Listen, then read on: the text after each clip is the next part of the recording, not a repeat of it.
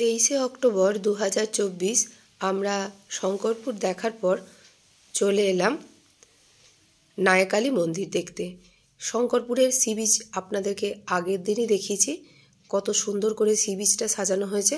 আর শঙ্করপুরের জেটিঘাটও আপনাদেরকে আগের দিন দেখিয়েছি। তো বন্ধুরা, ডানা ঘূর্ণিঝড়ের সময় যে পরিস্থিতি দীঘাতে তৈরি হয়েছিল, আসলে কি হয়েছিল সেটা কিন্তু দেখার জন্য অবশ্যই আমাদের ভিডিওটা আপনারা দেখবেন এবং চ্যানেলটাকে ফলো করে আমাদের পাশে থাকবেন। তো দেখুন বন্ধুরা, এখন আমরা চলে এসেছি নায়কালী মন্দির দেখতে। এটা হলো দীঘার একটা অন্যতম পর্যটন কেন্দ্র, পর্যটন স্থল বলতে পারেন, একটা সাইট সিনের জায়গা। খুবই সুন্দর এই মন্দির, নায়কদের মন্দির, এই থেকে নাম হয়েছে নায়কালী মন্দির। আর এখানে আমরা শুনলাম যে যত নৌকা বা ট্রলার সমুদ্রে মাছ ধরতে যায় তারাই নাকি এই মন্দিরে পুজো দিয়ে মাছ ধরতে যায়, কিন্তু সেই থেকে নায়কালী নাম নয়, নায়কদের মন্দির থেকে নায়কালী। আর দেখুন, কালী ঠাকুরের মূর্তি হলেও মূর্তির মধ্যে একটু বিভিন্নতা রয়েছে, আপনারা দেখতেই পাচ্ছেন।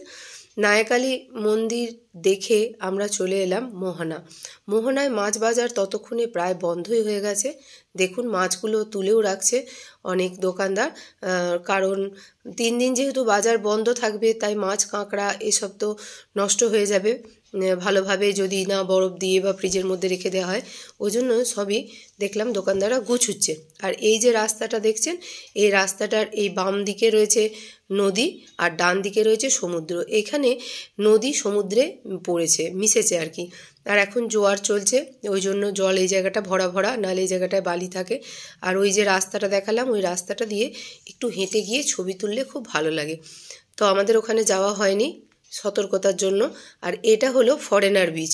দীঘার এই বিচটাও কিন্তু খুবই সুন্দর, নতুন একটা বিচ, চাইলে আপনারা এখানেও এসে থাকতে পারবেন, ওখানেও ভালো ভালো হোটেল আছে। আর দেখুন ওল্ড দীঘার অবস্থা, ওল্ড দীঘা এবং এটা নিউ দীঘা, দু জায়গা থেকেই পর্যটকদের সরিয়ে দেওয়া হয়েছে, সমুদ্র উপকূলের ভিতর থেকে বা বিচ থেকে তুলে দেওয়া হয়েছে এবং পাড়ে সবাই দাঁড়িয়ে আছে।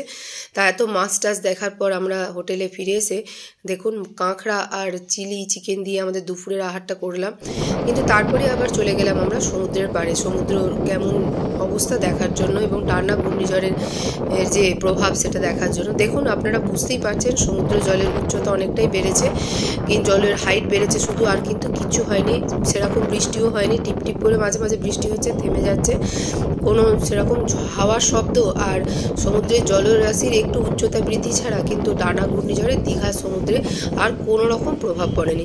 তবে এই অবস্থায় সমুদ্রে নামা সত্যিই রিস্কের, তাই সেটা আমি কখনোই বলবো না যে ওইটা করা উচিত ছিল বা ওইটা নামতে দেওয়া উচিত ছিল, এটা কখনোই নয়। এটা প্রশাসন থেকে সঠিক সিদ্ধান্ত নেওয়া হয়েছিল, কিন্তু ঘূর্ণিঝড়ের সেরকম যে বিরাট কিছু প্রভাব দীঘায় পড়েছিল তা কিন্তু নয়। তো বাকি দিনগুলো দেখতে আমাদের সাথে থাকুন।